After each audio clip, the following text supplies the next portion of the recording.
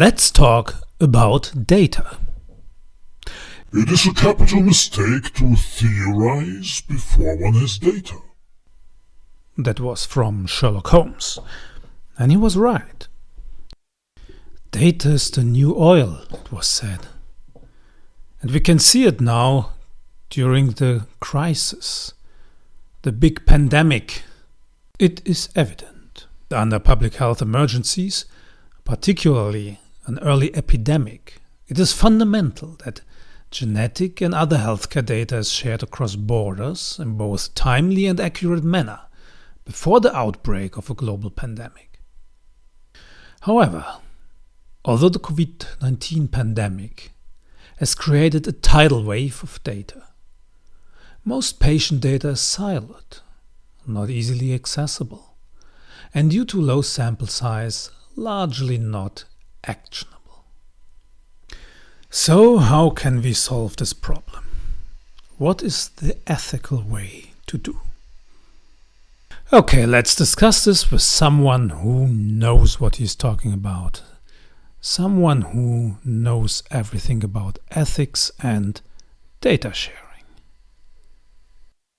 Okay, I have the right guy for this job. Francis Crawley, my good old friend, ethicist and philosopher. He's also the executive director of the Good Clinical Practice Alliance. He's a member of the Data Stewardship Working Group of the Virus Outbreak Data Network VODAN. But where to start? What I think is this.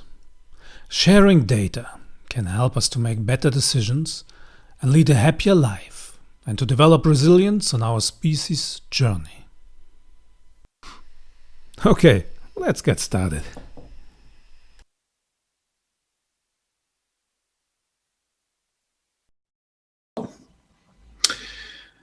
And there we are live. Our very first podcast. Wonderful. Welcome, everyone. Thank you. So today we have in our very first and hopefully not last podcast, Dr. Daryl Baker from Nottingham, UK. Hey, good to see you. And I'm so glad to have you on our show, and especially the very first one, Francis Crawley from Brussels, Belgium. And welcome. Good to have you here. Thank you. Well, it's great. It's great to be here with both of you. I don't know where we're going, but I think that's we don't know I either. That's. I think we are not going anywhere, but that's fine. Is that you talking about the European Union or? Yes, that's we will come to that. We are close to the formal Brexit, and now we have someone sitting here from Brussels and someone from the UK. So if you want to fight, you can do it, of course, during the podcast. That's perfectly fine, and our listeners will like that. So, but to jump right in, so. Francis, so for the listeners out there, so we know each other since about probably about a year, 1.5 years, and we came together because we were both interested in data sharing and the ethical aspects of how we can share patient data and healthcare data in the healthcare space. So that what brought us together, and we both formed an organization which is called RAPIDDA, which its aim it is to facilitate this data sharing and to bring in different stakeholders from all over the world to make this a reality, to make this easier. So what to give a little bit of feedback. So Francis, where do you think, what's the importance about data sharing in healthcare? So when we're talking about data, I think we're talking, for example, about genetic data, personal health data. You can find in medical records or clinical data from clinical trials. So why is it important to share data? Well, I think that's something we still have to find out. to be honest, why it's important, because we don't seem to be very good at it. Mm. You know, I think we're Probably really not. good at talking about it, and we've been talking about it for a long time. But when we go out there in the world and actually see how many people are willing to take a pile of data out of their pocket and hand it to somebody else, we don't see that happening so much. So Don't I think don't you think it's interesting where people are utilizing sort of social media and they're happy to sort of share information on Twitter, on Facebook, on I mean, we talk about genomic information, but quite literally you could find a lot more about somebody through their social media aspects of data as well as genomic too. So Oh yeah, we're all too happy to share our, I mean, and I should preface that, I mean, Facebook and Twitter and Google, they're very happy, and they're doing it very well too. They're very happy to share our data. Mm. And they're doing an excellent job of it. We should, you know, we shouldn't underestimate that at all. I mean, and I think our, you know, well, we said we were going to go for demonetizing, so we might as well start there. And I think our governments are doing a very good job of sharing our data too. So, you know, yeah, but we have a hard time. But the interesting part really there is that that data is largely shared within an economic framework. Mm. You know, it's a marketplace of data, and science is still trying to figure out how to enter in that marketplace and what its specific place is in that market, and how to manage itself in that marketplace, because somehow science also wants to say we're different than the rest of the data out there. You know, we have economic data, and we have national security data, and then we have, you know, this scientific data where we don't know how to market it. We don't know how to bring it into the marketplace. But why do you think is that this big problem? Is it mostly because everyone is aware that obviously healthcare data, this is a very sensitive topic. So not everyone wants to share their medical history, obviously for many obvious reasons, or their genetic data? Or is it that the whole healthcare system, especially if you think globally, is just too fragmented and there are too many different players, too many regulatory problems, borders that keeps us from properly sharing data? I think I think you're right there, but I think there's a more fundamental level. That is, data is coin. It's currency. Mm. It's actually becoming, and will become, I'm convinced, the monetary unit that we use. So, you know, we used to have our dollars and francs and pounds and all based on silver, or preferably on gold. And then now we've moved into a sphere where we base it. Actually, probably most of the world's currencies are based on the US dollar. And the dollar is, you know, backed up by our good friend Donald Trump. So we know how secure that is, you know. So, and we all love and trust him. If you go to a rally, you will know that. But that's, and I think what data brings us is a real currency that we can use. That's what Bitcoin is understood, and others of these data coins. And I think we have to understand it that way. I think in order to really understand why, let's say, patient level data, hospital data about patients or so, is also a kind of commodity. And it belongs, if you talk about hospital data, and then you have genomic data in there too, as well, then you're talking about really a national system. And you're going to come into national sovereignty. So I think we are covering here very fundamental topic and a big problem is in that, from my experience working in different countries over the years, is there's a massive misunderstanding between different economic areas, different countries, in who should own the data. Like, I think if you talk to patients or healthy individuals that want to manage their data, most will say, look, this is my data. I want to own the data, and I want to say who can look at it. I want to decide with whom to share my data. But governments or companies like Facebook, they may have a completely different idea about who owns the data and who should earn money from it.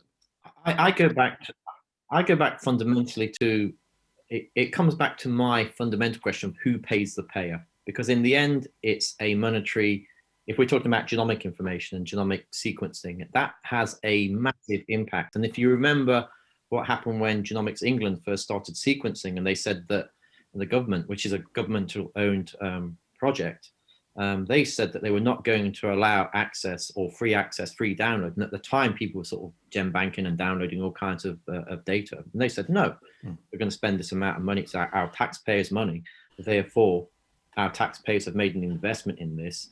And so we want to effectively monetize it themselves. I think the long-term plan was to monetize the actual data itself, but to keep it in-house and not effectively give it away to the world free. And that created a kind of negativity towards what David Cameron was doing at the time, and those groups were doing at the time. But in essence, your population through their taxes are paying for that investment in the infrastructure. And the infrastructure was the NHS linking to Genomics England, and then third-party companies that were effectively brought into Cambridge and brought into the UK and dictated to the terms of what the sequencing was doing. And at the time, I was doing a lot of sequencing and a lot of human genome sequencing.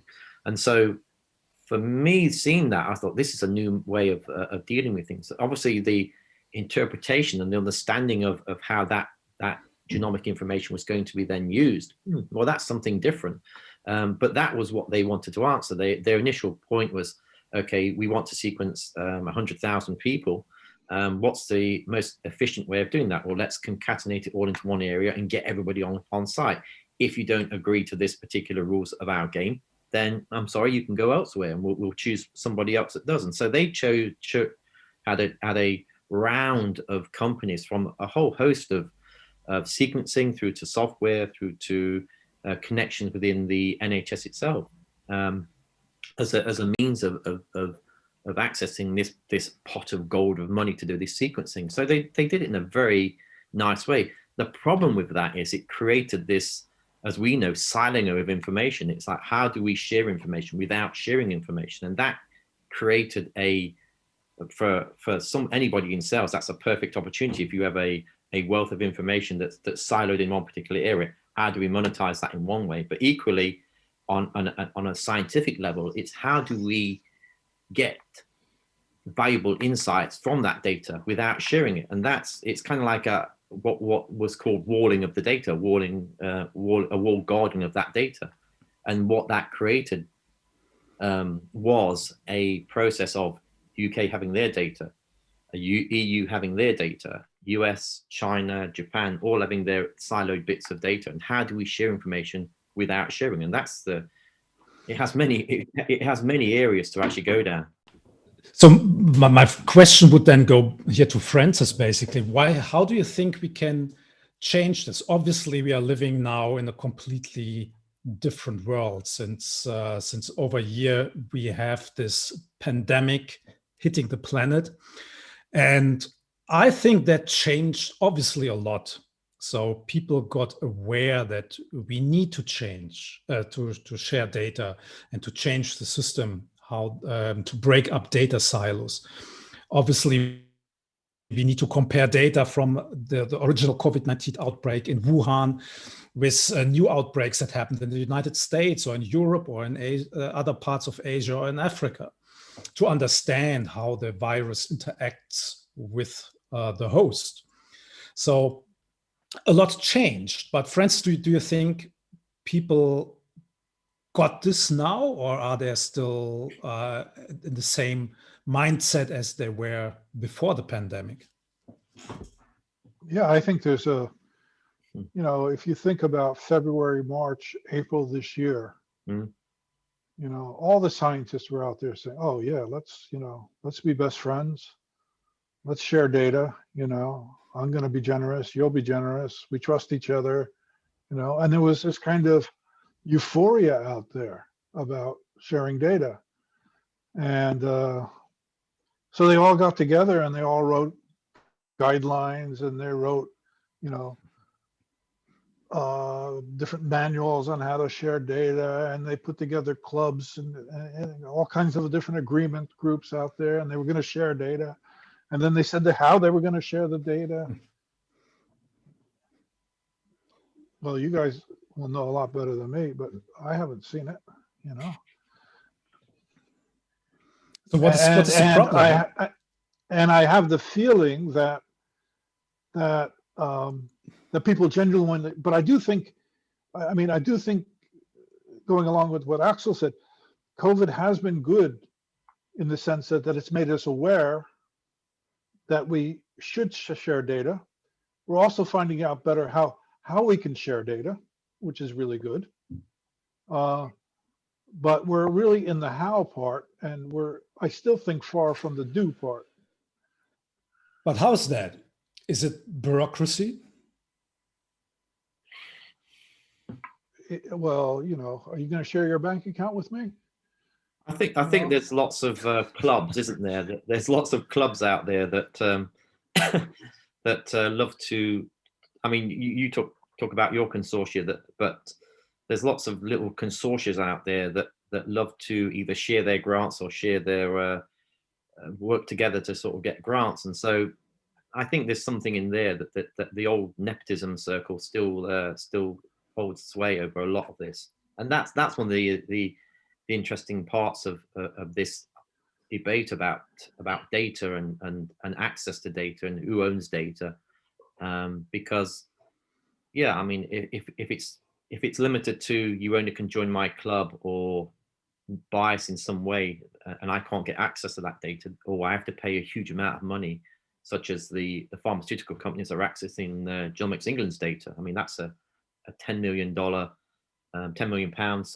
access for those group of farmers accessing that data. And it's like, well, isn't that, I know they're not downloading the data, they're just doing reporting on that data, but it's still access to that data and the findings of the UK population. Yeah, well, and I mean, as you say, I mean, you keep talking about the dollar amounts to produce one and another kinds of data. I mean, data is work. You have to generate data. It's not going to come by itself. And, it's same with Bitcoin. Bitcoin required that it had to be generated. Energy had to be put into it. Work had to be put into it in order to mine the coin. I mean, literally, you had to mine the coin. And that's why it's difficult for people to share data, because they put in an investment in it and they want a return on their investment, which is perfectly normal. There. And unless we realize that reality, that there's a commercial aspect to this, that there's a commerce aspect to this, then I think we won't succeed, or we won't succeed as well as we could. But this is a tricky part, because if you generate data, let's take a typical use case. A patient goes into the hospital. Let's say the patient has a cancer, gets sequenced, and all kind of other lab values are taken. So there's a lot of work involved by the hospital, by the doctors, and it's paid by the insurance company, and in ideal case scenario. And then it's maybe shared, the data is that may be shared on a government project, government consortium. So who should get paid? Who owns the data in that process? Is it the patient? Is it the hospital? Is it the doctor that treated the patient? Is it the government? or are they all there, or they all have some kind of ownership in this process? What do you think? Well, I think there's different aspects. I agree. You have to separate out. One is there's two aspects of data. Like, let's say in a health situation, right? There's that about which the data is about. So it's about the patient, right? So it data we can see, one way we can see data, I think, is as a kind of description or descriptors of events, better as events, but also as things and objects as well. So we can see data as descriptors, and so that which data describes, those people in the case of health, they will say, oh, it describes me, so it's my data. But the doctor will say, no, it's not your data, because I did the description. And the data is part of a description. It's more or less like if I write a book about you, I'm the author. I feel like I'm the author of it. You're just the subject of the book. I generated all those words and so forth that made the book. And then there's a third part, and that is if somebody comes and pays me to write the book, then they're going to say that that book belongs to them, even though it's about you. So it gets complicated that way. And yeah, Axel, I lost. So what is the solution? Something that we, I mean, one way we, some part of the healthcare industry and then specifically us are talking about since a few years is a term called tokenization. That means that we can, like in the same case, like it's for cryptocurrencies or Bitcoin, that you can set a value for different aspects. So in your example, Francis, basically, we could say, okay, this data set that is produced for this patient, it costs $100. It has a value of $100. And a certain part of this goes automatically to the patient. A certain part goes to the doctor, to the hospital, back to the insurance companies, and maybe also to the entity, the organization that started the whole process. That could be the government or a pharmaceutical company. Would that be an option? I think one of the interesting aspects of this is where the investment lies. I mean, there is the fundamental question of doing the research, doing the analysis, and getting the genomic information into the system. But why do we do that? Why would a government want to do that? And effectively, it comes down to jobs. Effectively, I mean, and how, whether that's getting an answer to a patient quicker, or am I creating inward innovation in my country or my department, and creating value in some way? And that's a business model approach to this too. So my sales and business brain goes to that side of things, and that the frameworks in place for why do I do something? It's fundamentally to make money or to save on a process or to help a system be more efficient in some way. Or I'm doing. But the cancer patient doesn't care about the money, right? They want just to find a treatment. They want to share their data. I think this is one of the biggest misconceptions I run across in the healthcare system is when I was managing the Bavarian Blood Donor Biobank in Munich a few years ago. And we had several 100,000 patients that were donating their blood, and partly also for research purposes. And questions we got all the time from ethics committees, from governments and pharma companies was, so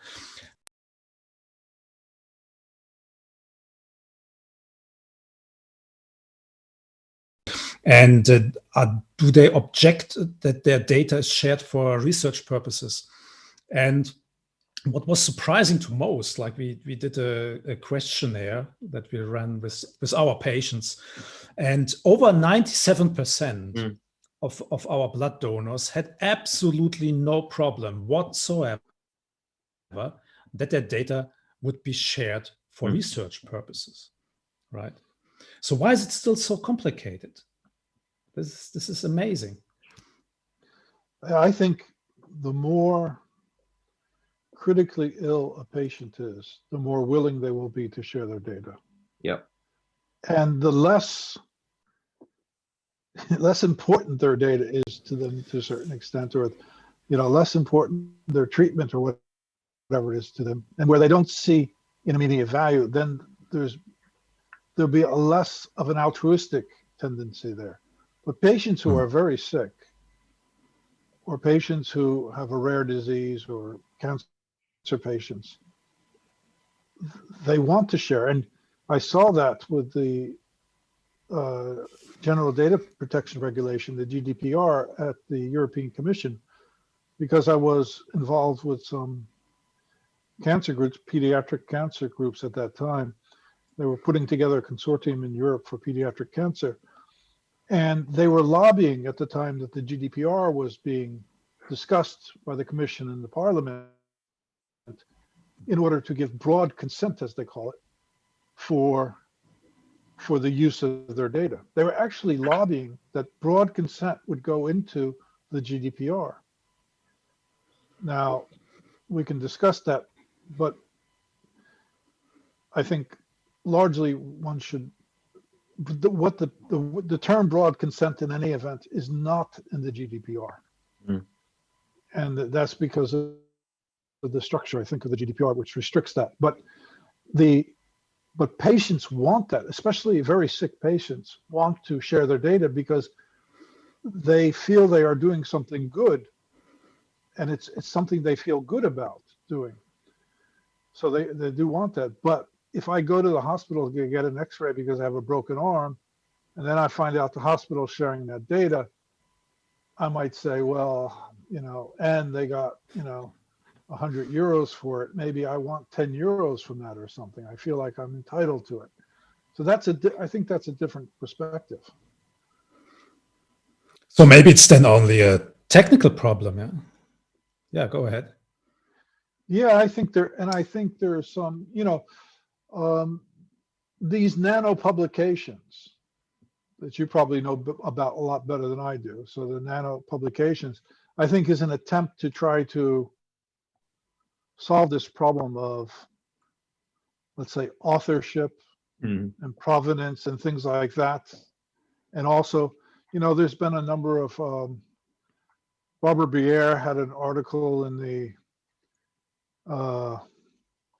in the New England Journal of Medicine with some other of her colleagues about sharing data and how academics had to get some kind of reward, let's say, for the data that they generated, if it's going to be shared, and that seems, and also you have other people in Europe also have pushed this idea from the Research Data Alliance. They've also pushed this idea as well. So in order to incentivize researchers to share their data, then there would be some kind of tag on their data that would allow them to, well, to me, it's essentially monetize that data. Right. Yeah. So it's basically, for those of our listeners who don't know, for a researcher working in academia, the fact that they can be cited, that other scientific publications cite their work, so then their name is mentioned. This is basically the currency of the academic research environment, right? Yeah. So the incentivation is not really by giving them money, but by giving them the option that their data or their the part that they play in the data collection or analysis is properly propagated. It's that they're cited, that their work is recognized as it is.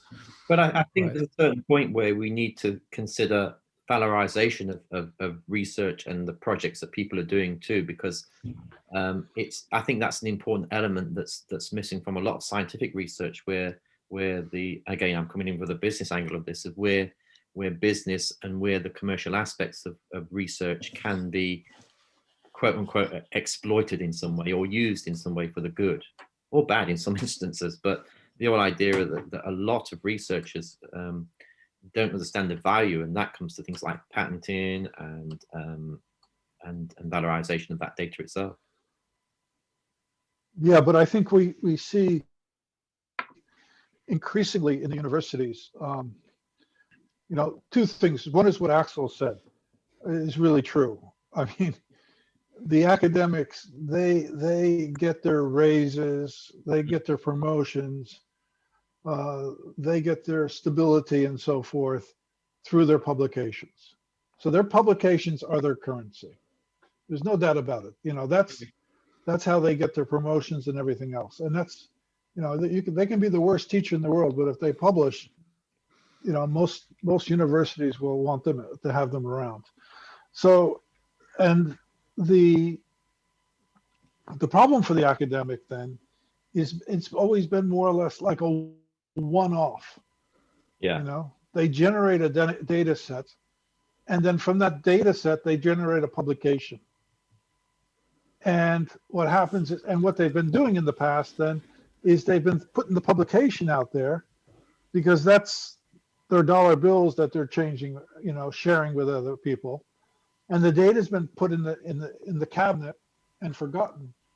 I think it comes down to legacy as well, because in the bioinformatics industry, there's been so many applications. I think the last count was 40,000 different individual apps that can be used and utilized.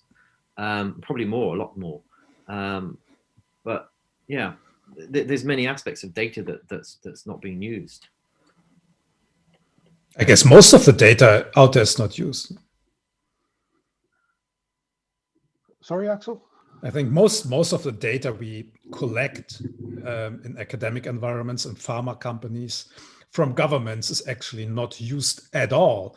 It just sits somewhere in some data silo in some server somewhere on the planet and is forgotten because people either have no opportunity to share the data in a proper way, or they don't know how to do it because there is no global framework for doing this in a proper way. Yeah. And I mean, what you both just said, the key word for data, and you'll both agree with me, you know it better than I do, but the key word for data is utility. And this is a big difference between, let's say, Bitcoin, I think, and the next currency, because Bitcoin is limited. And there's a limited universe, let's say, of Bitcoin. There's no limited universe of data. We can't even imagine a limited universe of data. And not all data, so each Bitcoin has the same value, but not all data has the same value because the more utility you can get from a single data point, let's say, or from a data set, the more utility you can get from that, the more value it has. And that is the problem and that is exactly the problem with the researchers. When they publish the paper, they put the data in their drawer, or even with the pharmaceutical companies, when they submit their data for registration of their clinical trial, they put that in the drawer too. It never goes out there into the community to look at, let's take 10 sets of data on a certain therapeutic approach to breast cancer and look at the data, not just the published papers. And that's what started to happen. That's what started to happen at the FDA and the EMA. But it's the utility of data that gives it its value. The value of data lies in its utility. And you can kill data. And there is data that's dead and that's useless. And there is data out there that is extremely valuable. Well, let's consider some of the most valuable. It's a very complicated market. Yeah, let's consider some of the most valuable data out there, and the name that springs to mind is Henrietta Lacks, and how much would her cells be worth or are worth? So Daryl, can you explain for our listeners what that data or that cell lines you're talking about, what that is? So these were immortal cancer cell lines that were extracted dubiously from a lady in the 1950s. Or was it earlier than that? I think it was in the 50s, yeah. 50s, yes. And those cells are used now for most research. And so there's estimated that there's more cells of her in existence now in laboratories around the world than ever existed in that poor woman's body. But their family have experienced some atrocious conditions, and they should be one of the wealthiest families in the world in terms of how those cells have been exploited for every cancer medicine that we know. Most drugs that are to market are utilizing those cells in some way or another, and it's sad how the story of that lady and how those cells were utilized. And the initial part of that was that it was, you know, I don't think there was any ethical consent at all. They were just taken and used and sent around and utilized because they realized these immortal cell lines could be used all over, and there was no real ethical consent at all. But it'd be interesting if she would have withdrawn consent if it was known at the time. But you bring up a good point, the ethics aspect. And Francis, you're an expert on ethics, right? So you study it? Tell us a little bit about your experience with ethics, and what interests me in this context is, do you think that the development of ethical guidance and guidelines and frameworks in healthcare, is it mostly positive, or does it also hinder our progress in science? Well, I don't think. Well, that's a question. You can be an expert in the guidelines and the things that are written about ethics, or, you know, the people you know in a certain sense. But, you know, I'm no more an expert in ethics than either of you are, or than any person that's listening to this crazy conversation we're having. We're all experts in ethics. We have to be, because otherwise, you know, we wouldn't get along with our families and friends. So we have to be experts in ethics, and we understand ethics completely. Nobody, you know, it's not like somebody understands it better than somebody else does, I don't think. Well, why is it so complicated? Yeah, and it's because ethics is to me, it's a way of looking at an activity. And that means to look at the activity with regard to human dignity. That's what it means for me. So any activity can be looked at that way. And that's why ethicists are such a pain in the neck, because they think they can go everywhere and say anything about everything, you know, and they do that. I do that too, you know, and that's, you know, that's our coin. That's what we try to sell. But I think there is a discussion on ethics, yeah, out there in the world, a really interesting discussion that's unavoidable. It's interesting you talk about that as well, because I think over the last sort of 5 to 10 years, in my experience of clinical NGS and working with patients that have had some quite rare diseases or life-limiting diseases, or it's all about turnaround times and getting an answer as quick as possible. And it's amazing when you get a result, a positive. They're very rare in the whole scheme of things. And it can be quite frustrating in terms of some of these projects I've done that have gone into the tens of thousands of genomes and not being able to find a root cause for a particular condition, but it's helped along the way. But one of the interesting parts of that is my determination to try and find and limit the time from when a patient comes to me with a condition to getting the answer to them, to such an extent where I want to push the boundaries using AI, machine learning, and metadata. And this gets into an ethical boundary, so that I can go to patient and say, there is a possibility of you having this condition, and we can then do this. Now, that has a massive ethical impact on going towards somebody you think who actually are healthy. And as somebody once said, prescribing drugs to healthy people, which is the pharmaceuticals' absolute panacea in terms of how they'd like to run their model. You will have our drugs because of this. And but it's interesting how this COVID-19 situation has slammed dunked this into many people's lives in a quite real way.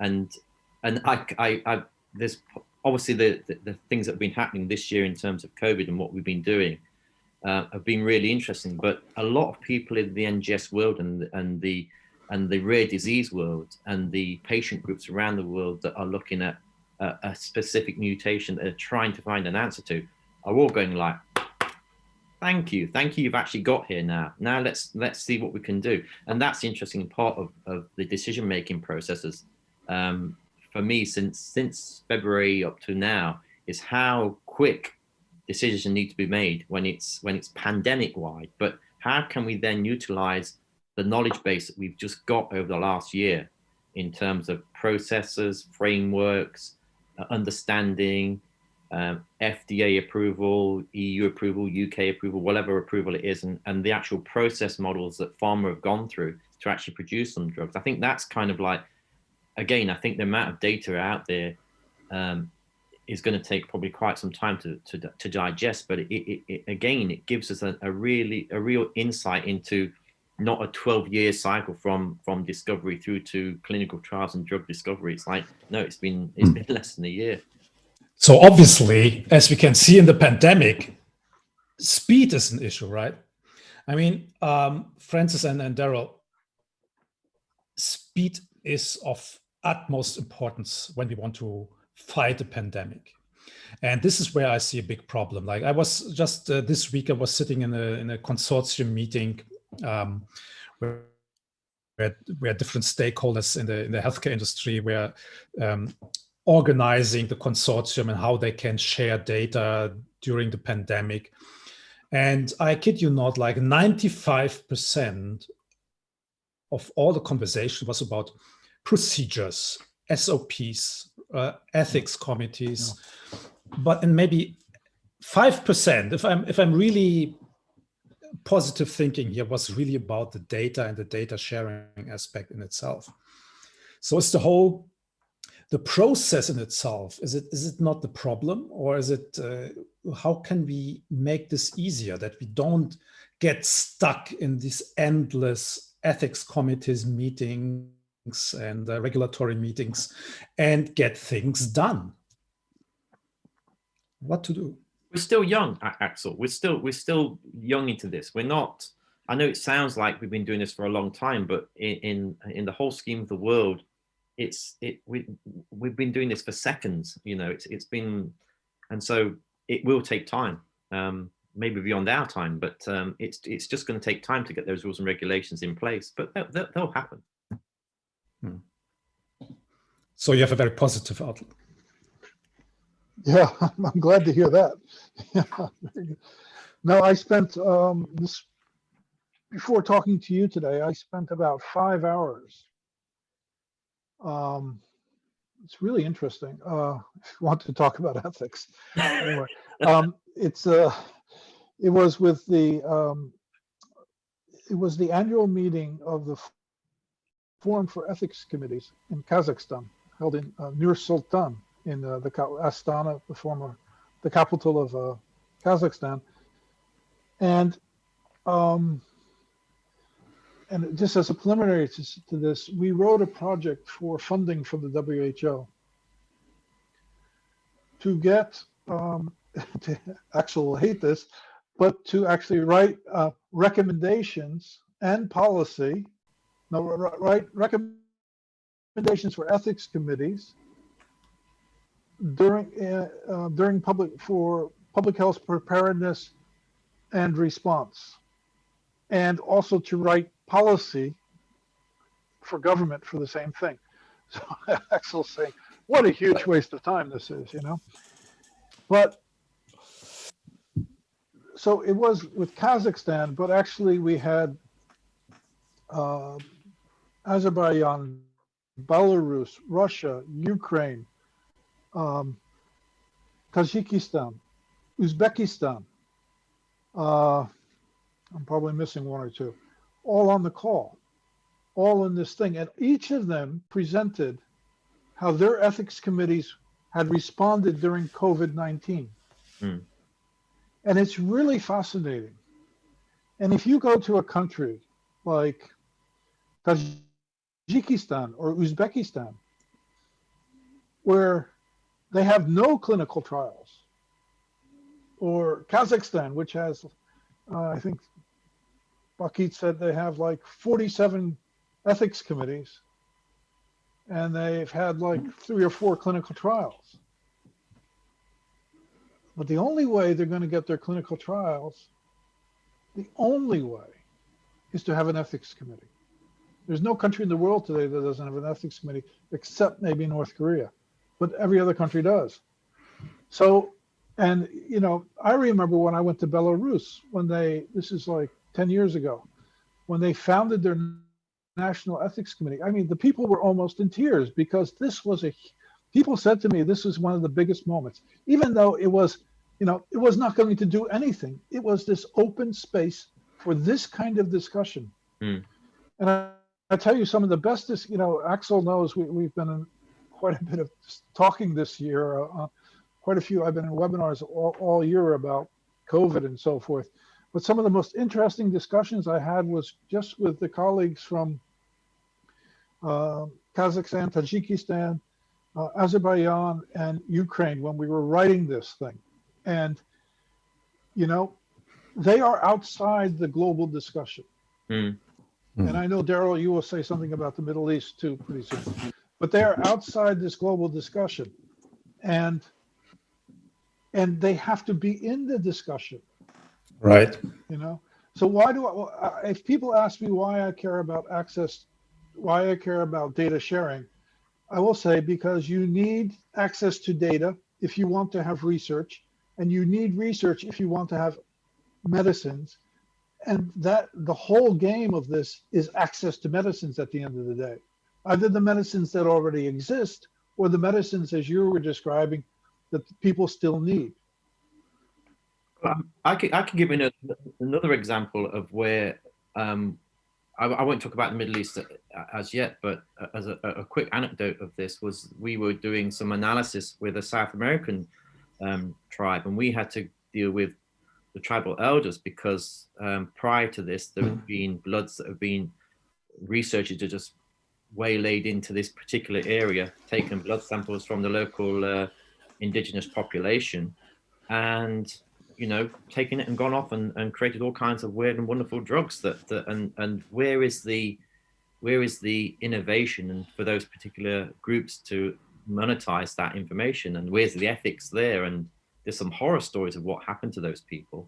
And so they were very skeptical about when we were coming up and talking about genome sequencing and creating a database for their population and how they can, you know, utilize that on a governmental level. And it was a really, it took a long time, and we've had that with Aboriginal tribes as well in Australia. And there's an interesting part of that where the Aboriginal tribes effectively said okay, but the Australian government said no, and so, you know, where does apartheid end? And so it's one of those areas where, sorry, where does ethical consent end? You know, it's one of those weird areas that you can kind of come across in the world where Caucasian genome seems to be taken care of, but outside of Caucasian genome, there's some really interesting admissions, let's just put it at that, in the diversity of the data that we can generate. And that's important, particularly now for COVID, and particularly for it's probably most important for the majority of the planet. Like for people out there who don't know, like most drugs developed nowadays on the planet, they are derived from studies on primarily male white people from Europe and the United States. And a lot of these drugs, they may work very well in older white guys, but not so well in people from other ethnic groups living in other countries, right? Or consider warfarin, for instance. I mean, It's okay if you're a Caucasian and wonderful, but if you're in Thailand or you're in anywhere in Asia, the adverse drug reactions on warfarin, if you have heart disease, could be catastrophic.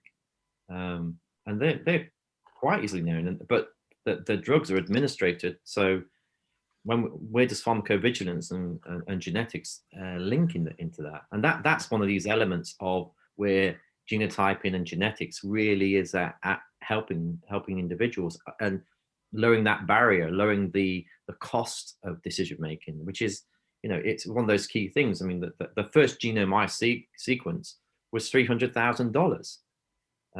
Now you can get depending on the sequencing lab and the interpretation costs, it's a bit of a jazz at this moment in time. But I'd say if you're spending less than $1,000, it's probably garbage.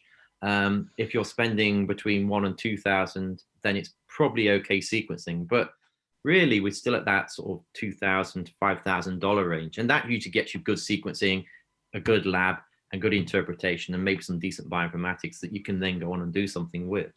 Of course, the barriers are lowering all the time. I mean, the NovaSeq and what the BGI are doing, and even PacBio now, they're doing some really cool things. And obviously, people like Oxford Nano that are doing their long read stuff. So obviously, genomic sequencing is a potential game changer. Do you see it already being a game changer in healthcare and precision medicine, or are we still several years from that point? Francis, it's not popular. Oh, sorry. Daryl.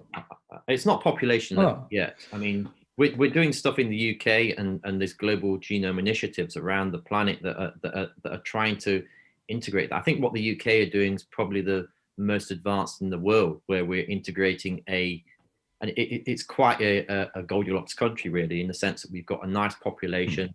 It's a kind of wealthy population. There's talent, and there's a good NHS system that has a system in place where they can utilize the hospital structure to sort of see and manage the patient care. So it kind of can pay for itself. But when it comes to, let's say, third world countries or countries that have little GDP in terms of, then that might be difficult.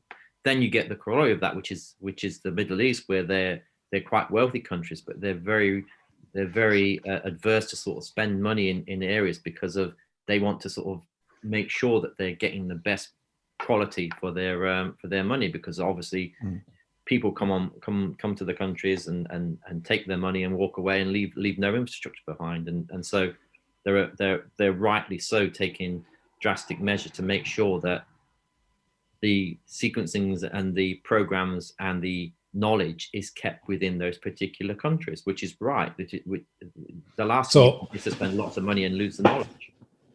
I mean, in this context, what often comes up when we talk also in the industry or with patients is that there's a big concern that all of these very cool new technologies like genome editing, precision medicine, AI, will only benefit the rich people, like in Western societies, and all the others basically cannot benefit from it because they cannot pay for these services.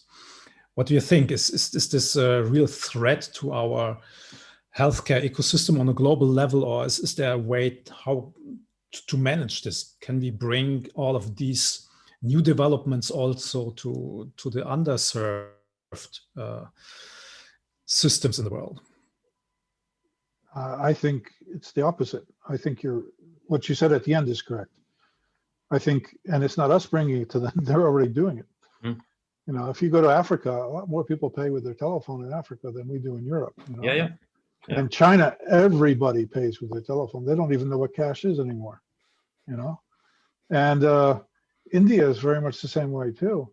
And I can see India getting to a kind of national healthcare system faster than the US.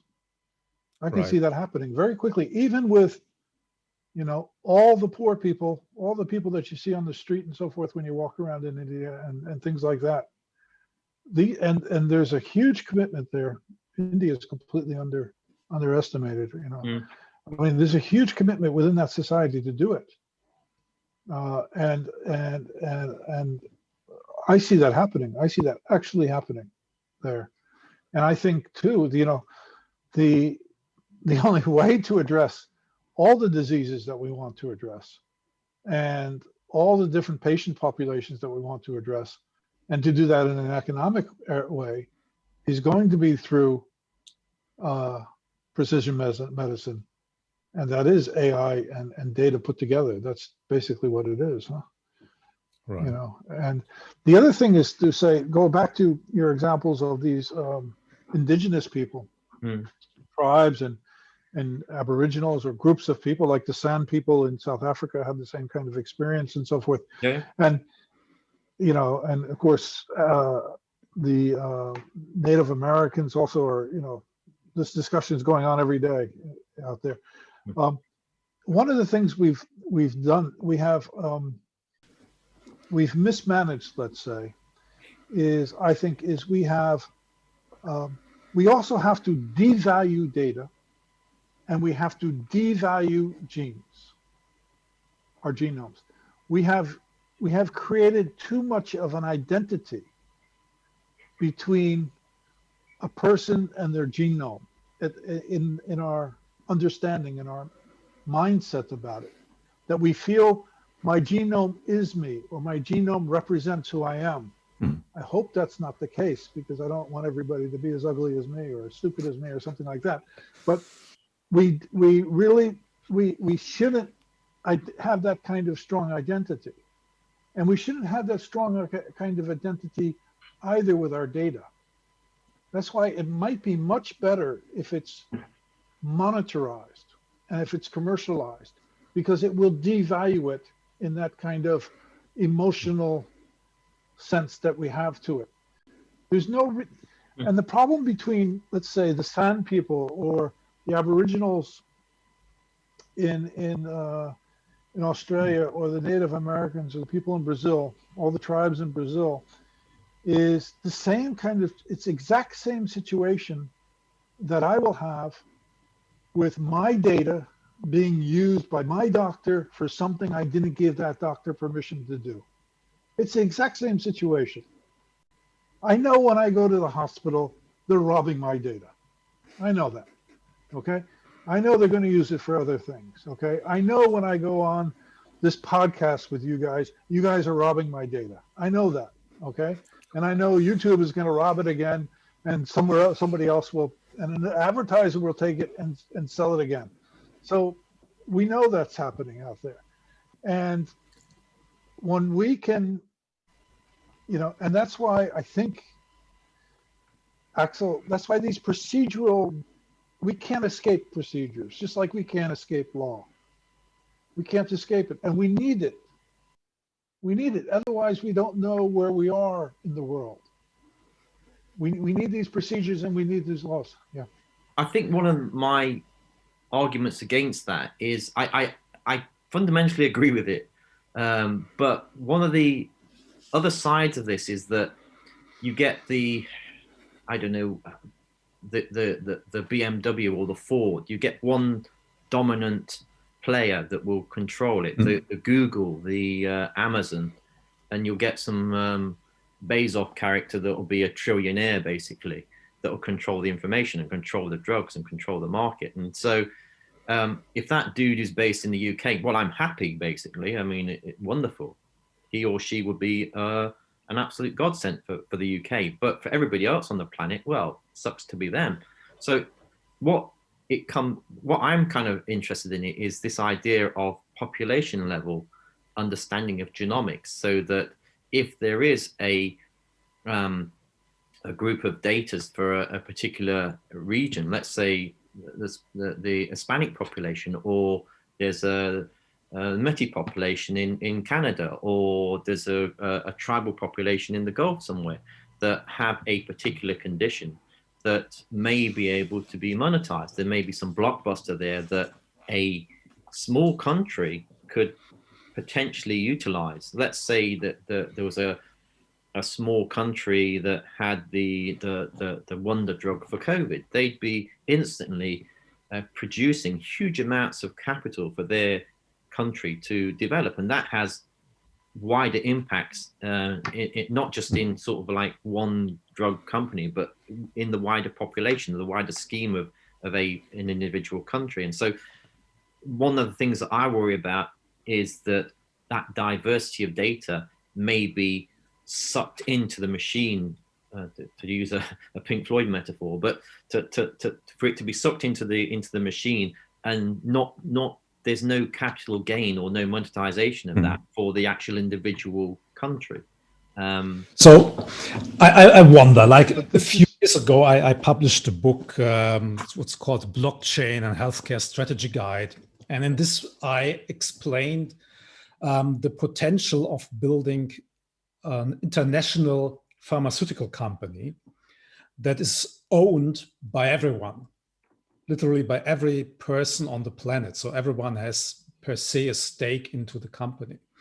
I know this is a lot of dreaming and wishful thinking, but just hear me out on the concept. And that everyone who adds data to this global pharmaceutical company is automatically a stakeholder. Let's say if you share your medical data and it's used for drug development and something comes out of it, you get something back. It may not be much, or you could also say, oh, look, I have enough money. I don't need anything from this. Whatever is coming out, all the revenues that are produced, put it back into research. This would be another option. Can you imagine that something like that could work, like a global entity, a global organization that is not owned by anyone specific, but by all of us? Well, I don't know if it will go to the point where it will be owned by all of us, but I think what you described for healthcare data, it's not so much a dream as a reality. It's where it's going. It's where it will go. I mean, you know, the good dreamers are the people who dream what will happen, not what won't happen. And you know, there's no sense. Everybody can have, you know, wonderful dreams about unicorns, and we can probably create them today too. But I mean, if you only want to dream about what's going to happen. You don't want to dream about what might happen or what could happen. Only what will happen. And I think actually you're right on target. The only thing I would say is, and then you have to correct me because you understand it better, but you will not have, you cannot have just a global pharmaceutical company or a global healthcare infrastructure based on blockchain isolated from the rest of the economy. If you want to do that, if you want to achieve that, you have to get the whole economy on there, which is where we're going to go. That's inevitable. And we might even live to see that, probably will live to see that. So I think that because the reason is this, there's no such thing as genetic data. There's no such thing as health data. There's no such thing as the weather data about the weather or data about cars. Data is just data. It's perfectly innocent. It all depends upon, again, what you use it for.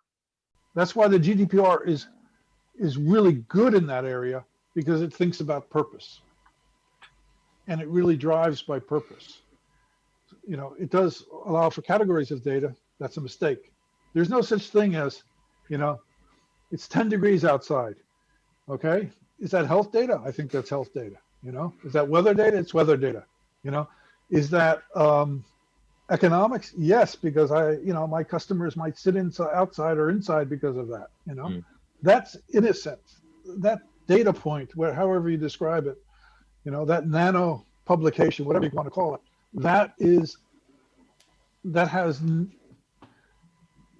that's purpose has to be determined by its use. So we're back to use, and we're always going back to use. But I think you're right. I mean, Axel, you just said, you know, it's not that you dreamed it, it's just what's going to happen. I don't know, you know. You're out there in the ether, I can see. it's just a matter of people getting used to it. I mean, we are already in an age where data sharing almost becomes the norm. Yeah, you mentioned already that people share everything on social media. So why stop there? Why not share everything? And if everyone shares everything, then, as you said, like the value of each data package basically becomes meaningless.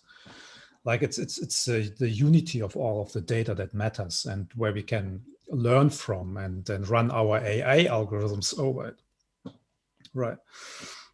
But sure, the NSA going a would little love bit, that. yeah, but going a little bit in the different direction, like obviously there are tremendous opportunities in using data for changing our future, for precision medicine, to make us all healthy.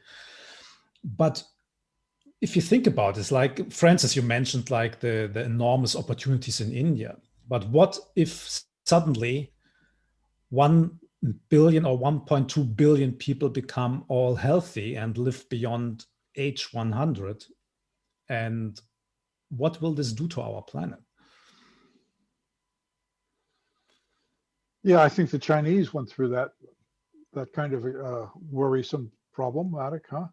They came up with the one-child solution, which I think is the most detrimental decision they ever made for their society, because their society is based on family, and with one child you destroy the family, you know, and you also destroy a whole generation of people, well, basically too, because they have no brothers and sisters, they have no, you know, you have 2 parents and you have 4 grandparents, and they all dote over you, you know. So that's a terrible thing to be. You have princes and princesses. And no, I think I understand your question, but that question we've always asked ourselves. And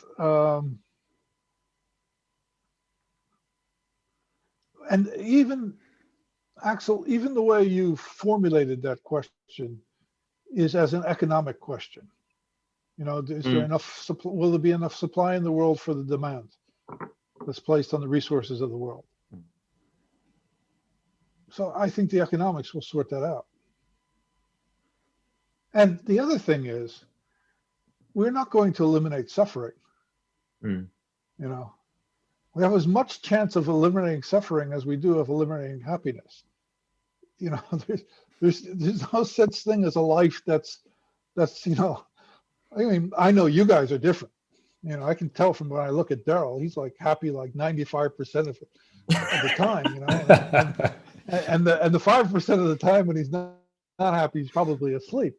But you know, for people like Axel and me, you know, I mean, like, you know, we get beaten up every day, and then, you know, every once in a while we get to hang out with people like you, and then we feel better. But you know, most of our lives, you know, is what Hobbes describes it as. So I think that you know, we're never going to eliminate suffering, and that is another thing. You know, going back to what you said, what Daryl said before about precision medicine, we've promised so much with, and frankly, we deliver so little compared to what we promise.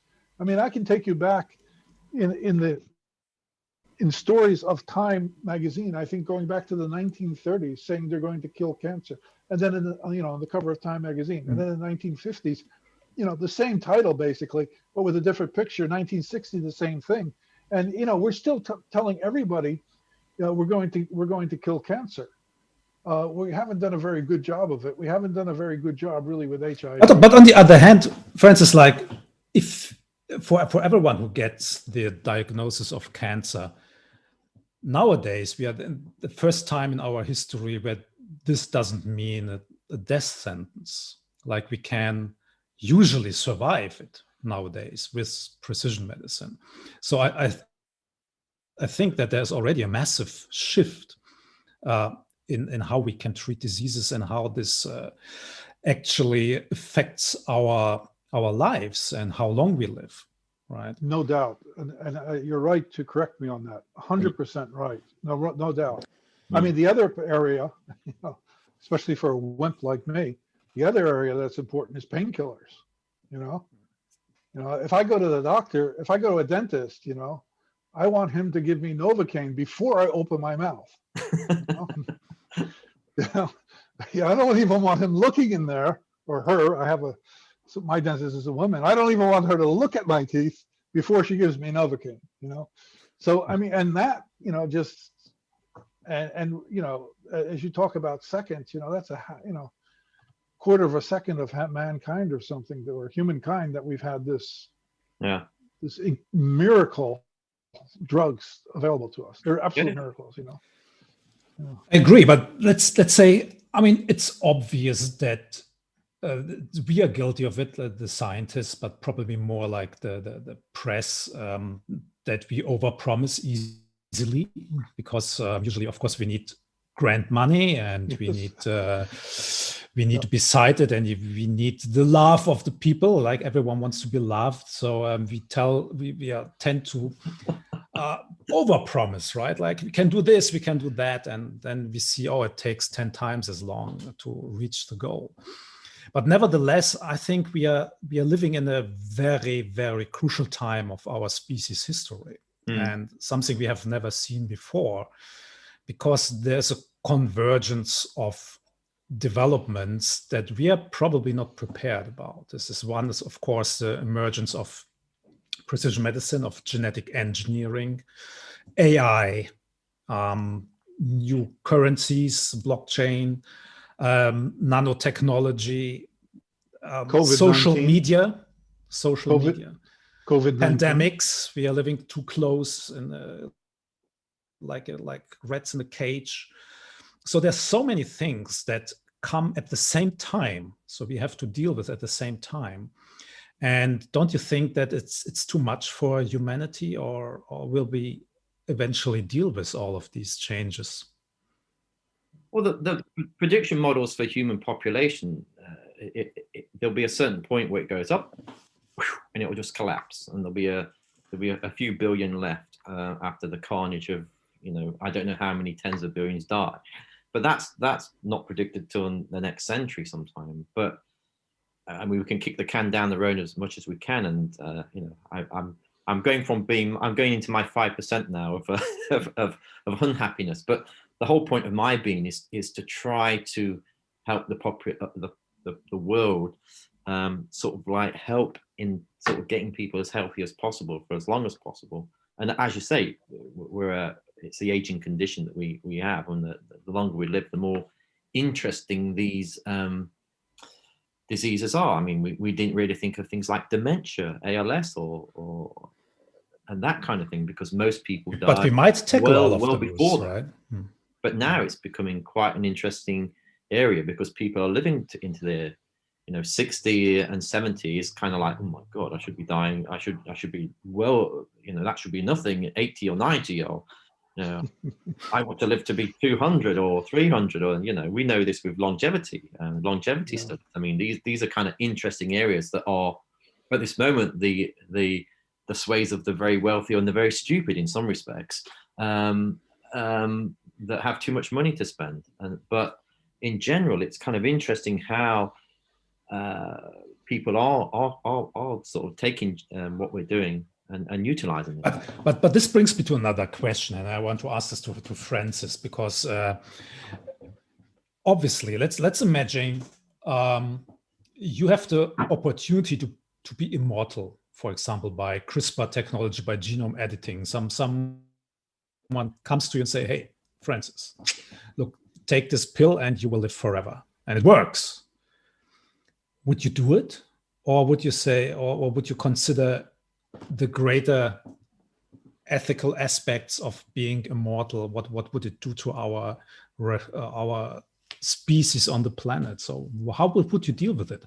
You may be coming into this situation in the next 20, 30 years. I mean, researchers are working on this, on longevity, and I'm sure, I can almost guarantee you that we will come to the point where we at least can be 150 years old or older. So how would you deal with it? I think it'll go into the hundreds. I think it'll go into the hundreds, Axel. I don't think it'll be 150. I think it'll be 200-300 that we'll go into eventually. Absolutely. But how do we deal with this? Didn't Abraham live to be 600 years old according to the Bible? So, I will tell you this. I'll take your experiment in a different way. If you come to me and you put a gun at my head and you say, here are 2 pills. One pill says you will live forever, and the other pill says you will die right now. And you have to choose. I will take the pill that says you have to die right now. I can't imagine, I think, and this comes from somebody who thinks life is precious and valuable to the extreme. But, as Aristotle says, if you couldn't close your eyes, you'd be in a terrible place. And, if you were like a fish and you could never close your eyes, or, for example, if you could not forget things, you would be in a terrible place too. Right. But we are not there yet.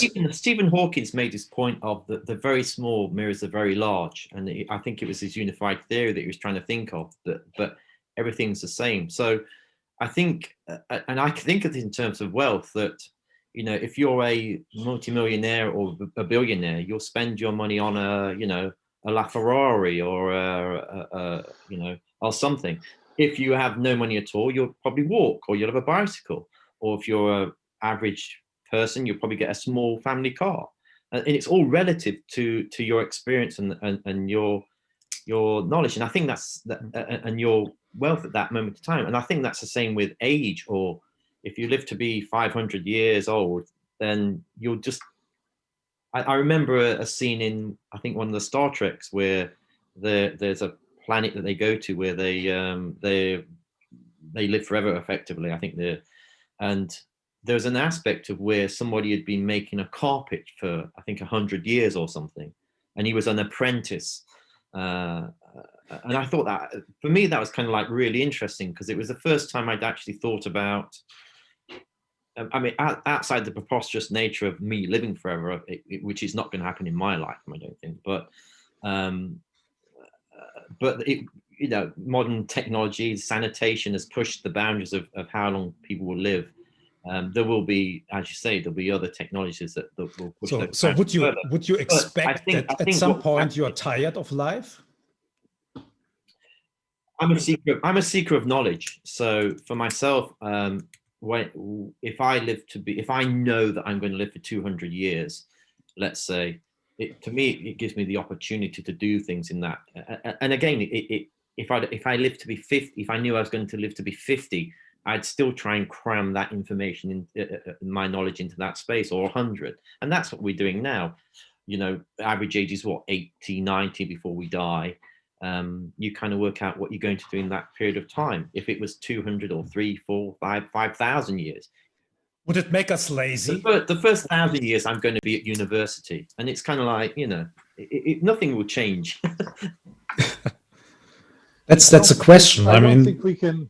I think we can ask the question, but I don't think we could understand. We could understand the question. Yeah. I don't think we can understand what life is without death. Yeah. Because as Heidegger says, we live towards death. That's our life. We live towards it. That's how we build our lives, towards our death. And we couldn't understand meaning in life, at least, maybe I'm entirely wrong, but we couldn't understand meaning in life if we didn't know that life was finite. We couldn't do it. And that's because meaning is finite in a sense, and it's contextualized and everything else. The other thing is, dying can be very difficult. I've seen relatives who want to die, and death doesn't come easily for them. They have to wait for it. People talk about waiting for death, and that's also not a pleasant end of life. But nobody's guaranteed a pleasant end of life. Nobody is guaranteed that. Absolutely nobody. No matter how much money or how comfortable you are or how great your family is, nobody's guaranteed that. So death is it's a part of life. I think it's for me, and that's my limitation, and I'll keep it that way. But I don't see how we can understand life without having death as the place where we're going to, and the place that actually gives meaning to life in a certain sense. Right. I think it's probably deep inside we understand this, right?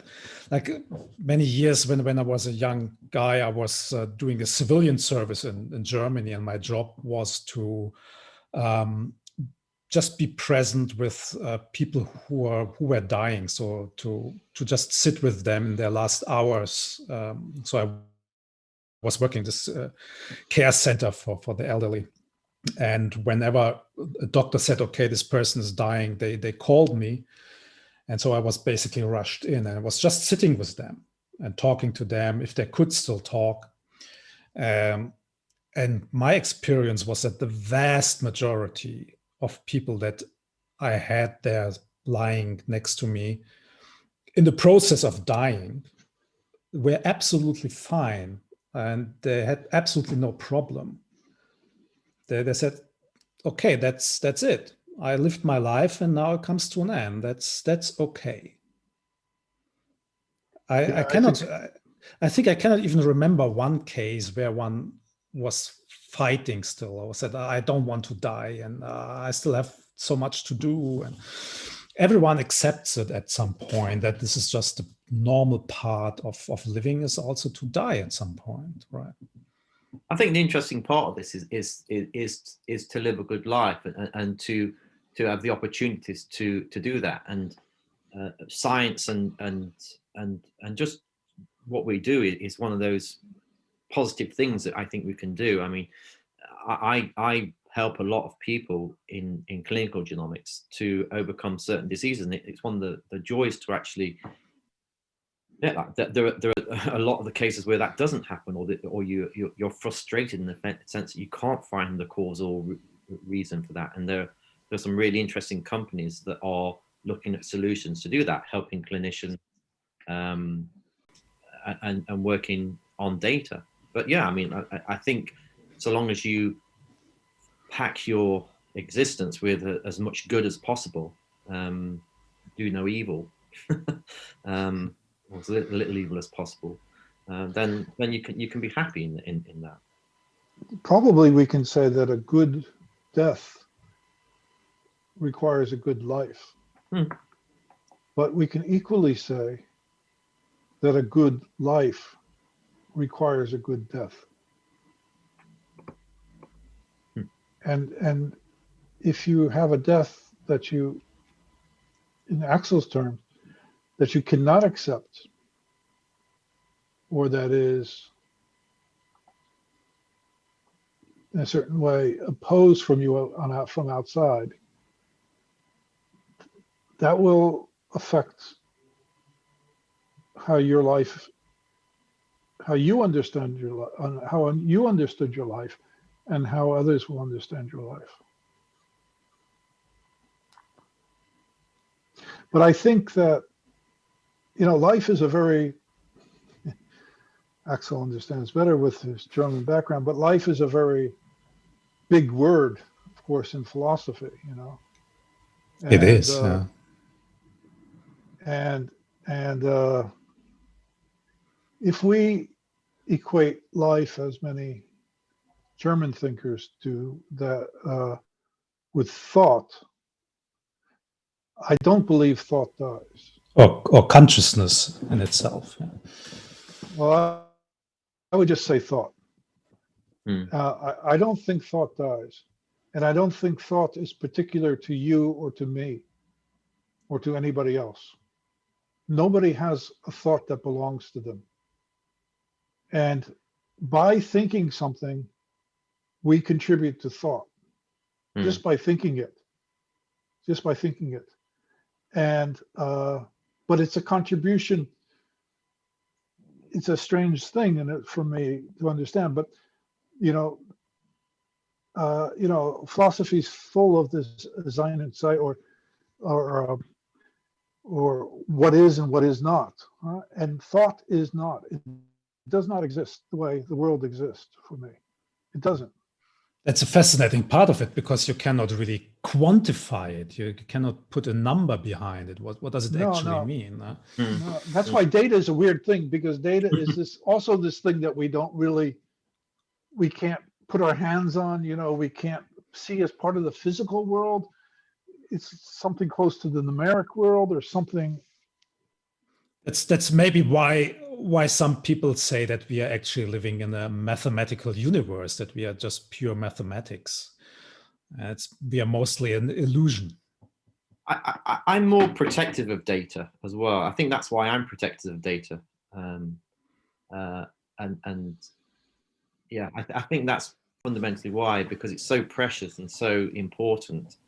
To what level, I don't know. I mean, the individual, or let's go to the world, to the country, to the city, to the family, to the individual, to the chromosome, to the gene, to the atom, whatever. What level does the, I think it's your background that's causing this, Axel, that's making me think about this. But well, if you think about since you guys wanted to do it, I didn't want to do it, but since you guys wanted to go down the philosophical turn, I mean, if you think about the ontology of data, what is data?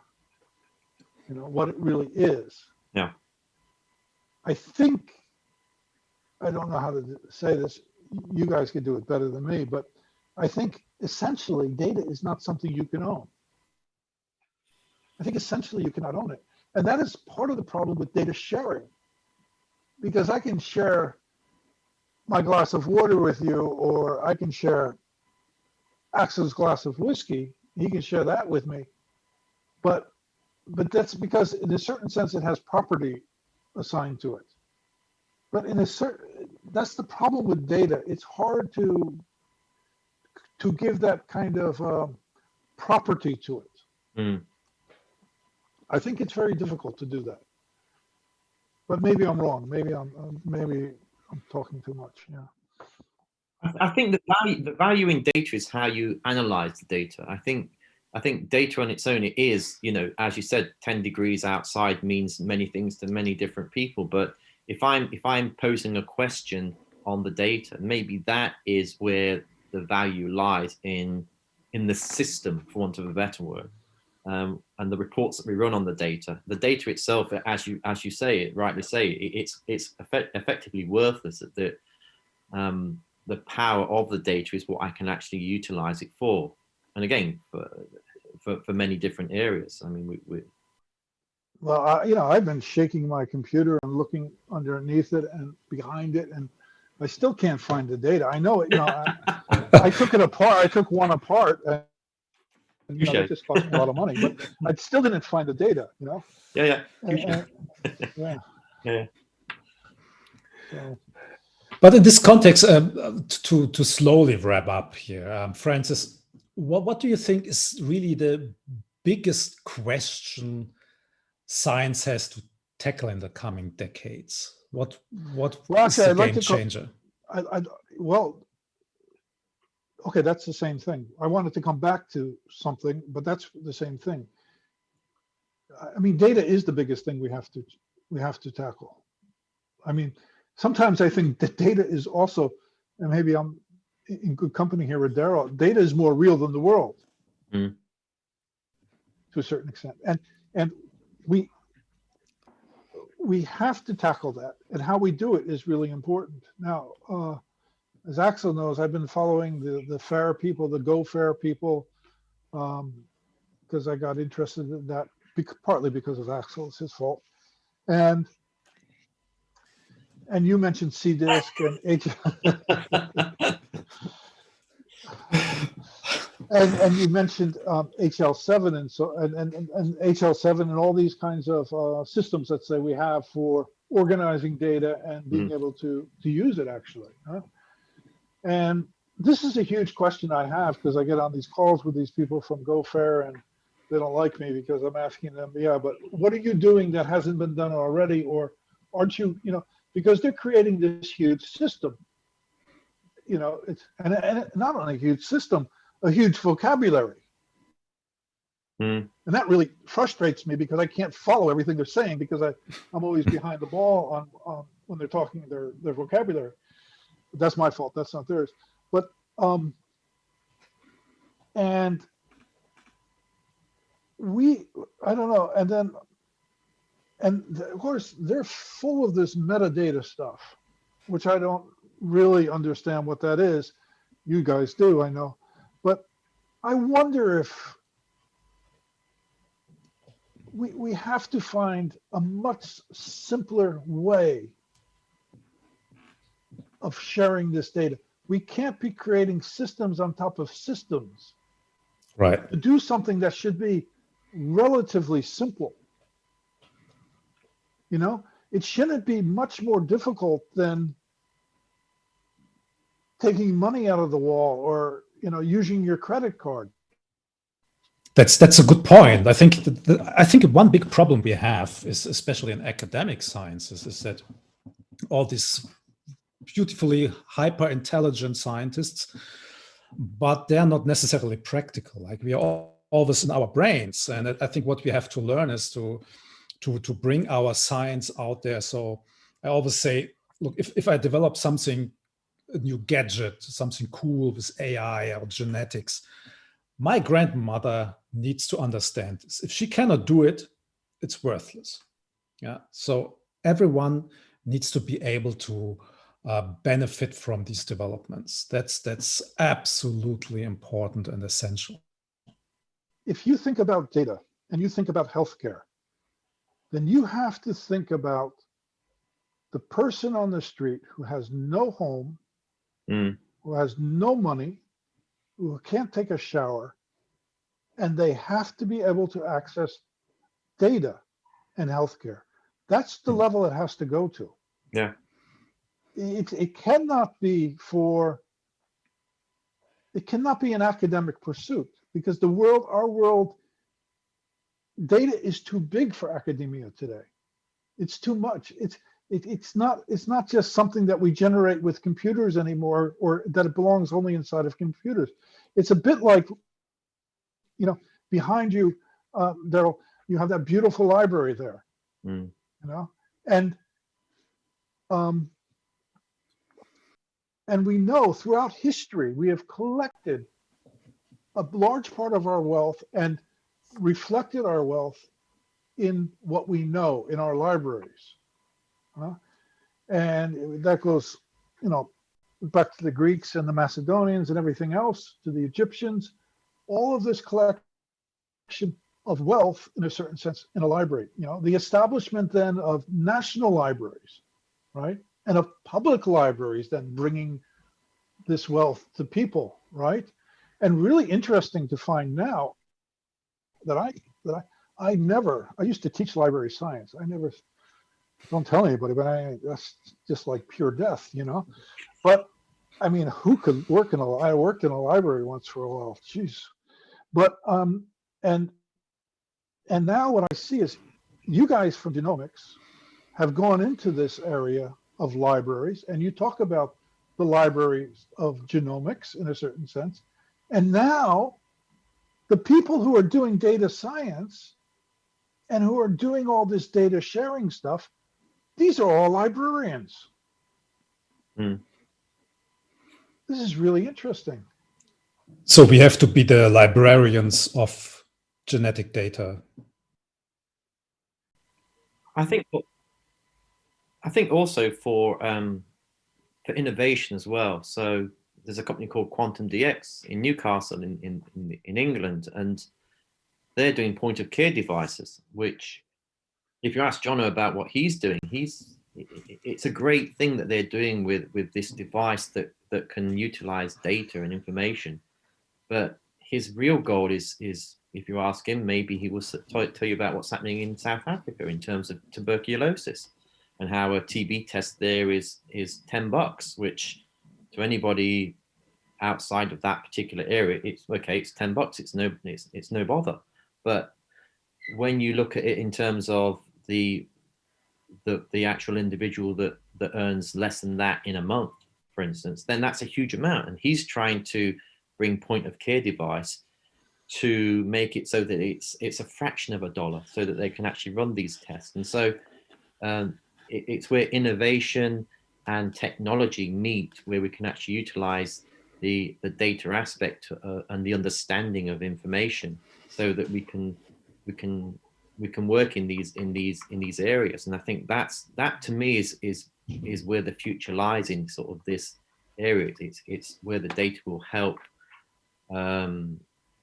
lower the cost and the barriers to a lot of medicine and a lot of technology and a lot of understanding in many ways. I mean, we talk about genomics and medicine and this, that, and the other, but to me, the future of data is really lowering the barrier for a lot of areas and a lot of countries to get access to pertinent information that can help. I think you're right. I think it's not just barriers for healthcare. It's going to be, education. I mean, it comes down to that, really. It has a great data. I mean, but it's not going to solve our problems. It's not going to be, this is not the solution, just like the, characterizing the human genome is not going to solve all our health problems or so. It's going to bring us just into another area. I mean, there's going to, we're all in the boat probably of open science, but now, of course, Europe is going down the route of also of data sovereignty, or even digital sovereignty, as they say, right? So, which is a necessary path that has to be pursued, because because data governance is absolutely important. If we get it wrong, like we did with the GDPR, then it's not going to help us. So I think, I think we still have but it's promising. It's beautiful. It's beautiful. So, Francis, my question to you before we come to our last question, which is here on this very valuable card. For young scientists or young people who want to go into science or related fields, this could be also data analytics or anything that has to do with data, and this is almost everything nowadays. What career advice do you have for these young people? So what should they look out for? Where would you advise them to go in this area? I think two things really. You have to pursue what you're interested in, but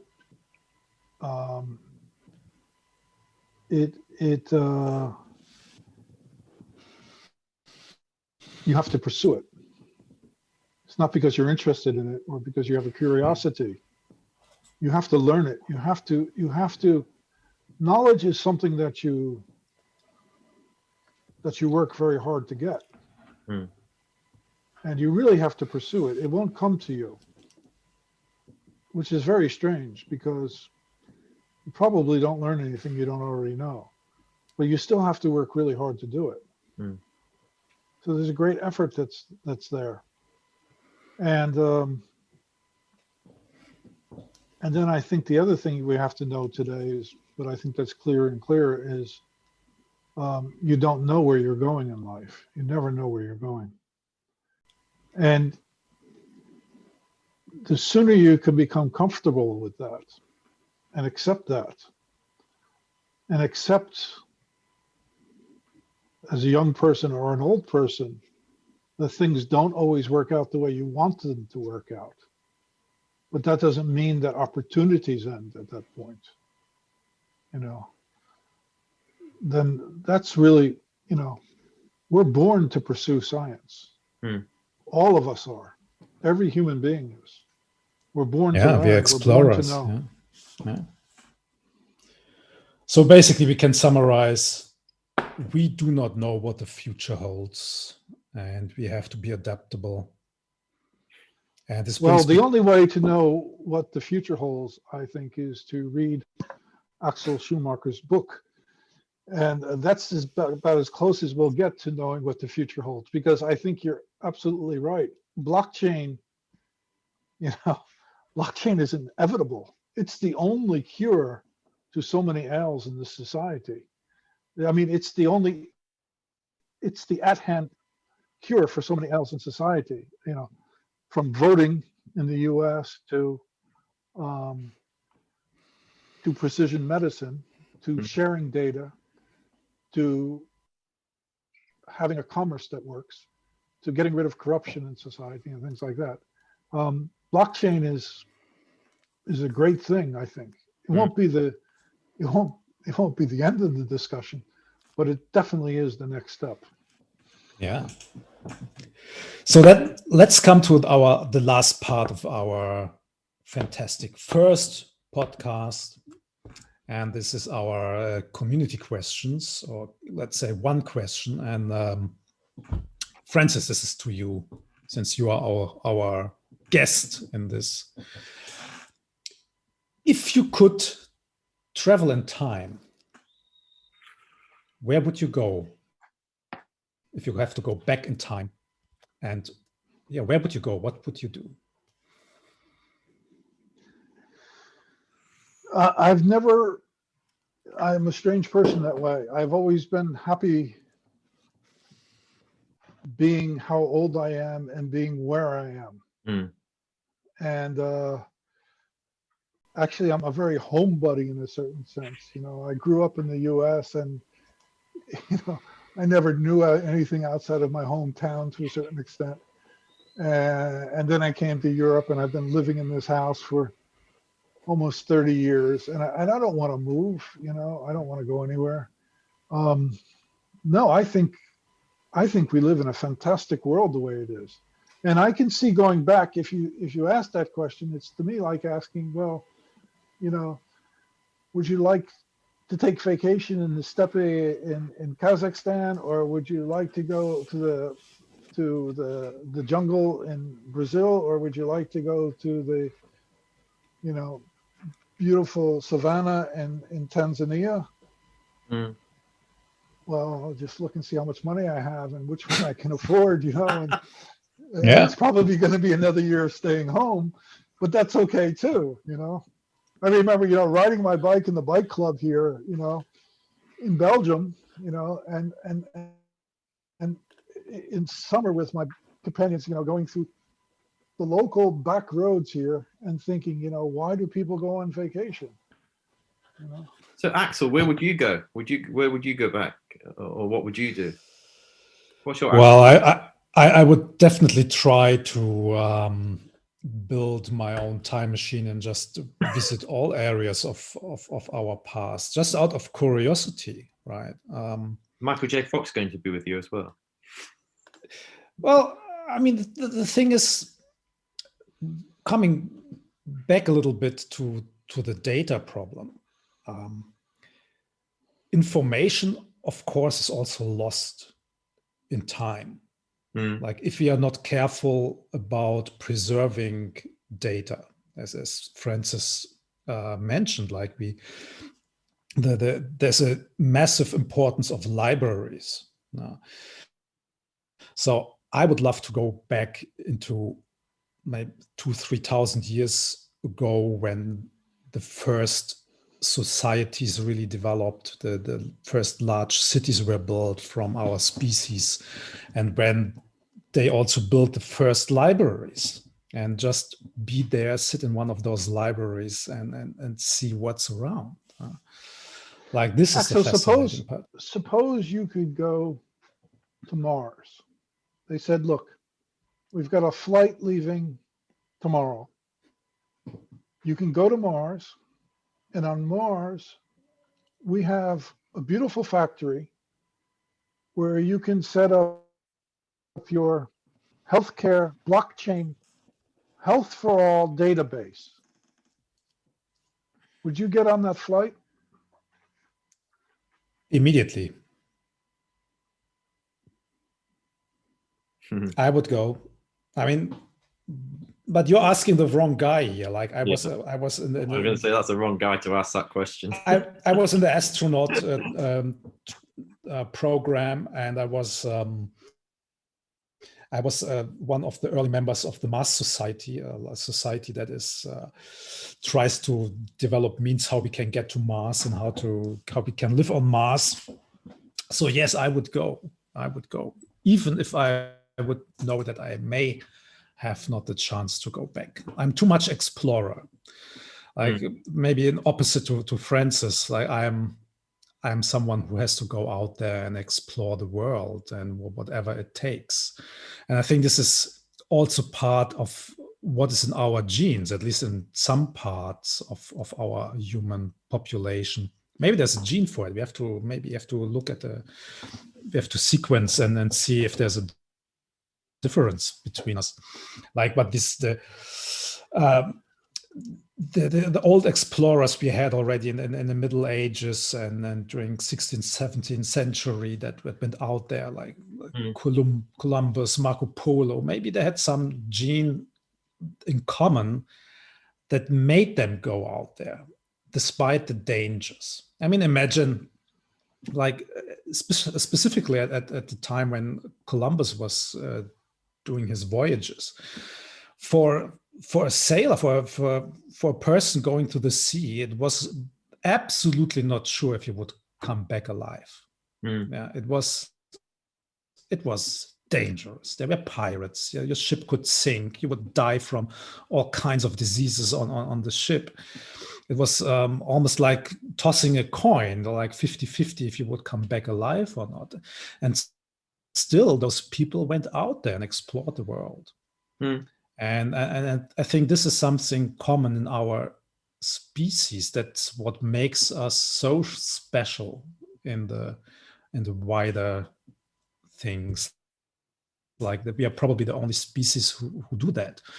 We risk our lives for just exploring, where we have no idea what comes out of it, and if we get out alive doing this. But it's just so fascinating. Daryl, I think that gives you a beautiful perspective for your future podcast. Indeed it does. Indeed. Yeah.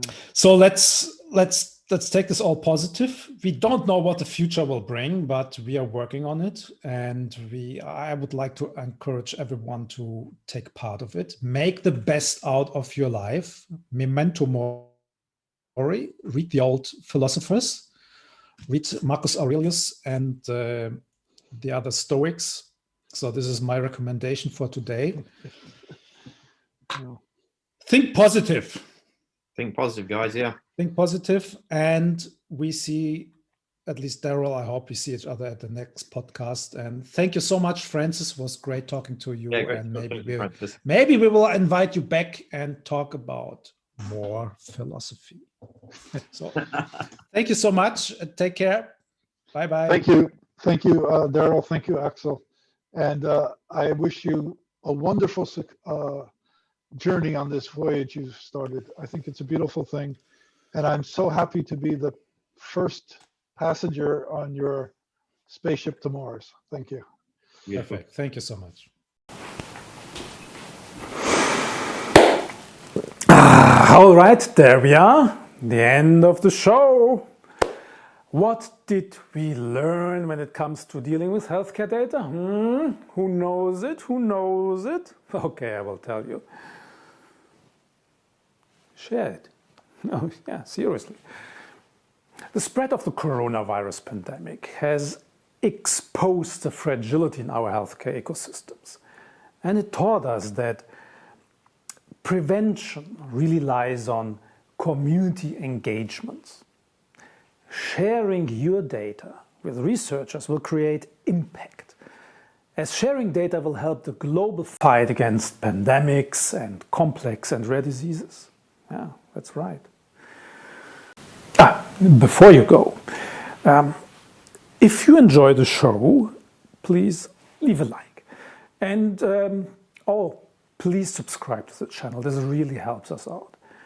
And if you watch this on YouTube, please press the bell icon to get the new podcast updates. Thank you so much. Okay, I have to go. I love you. Take care.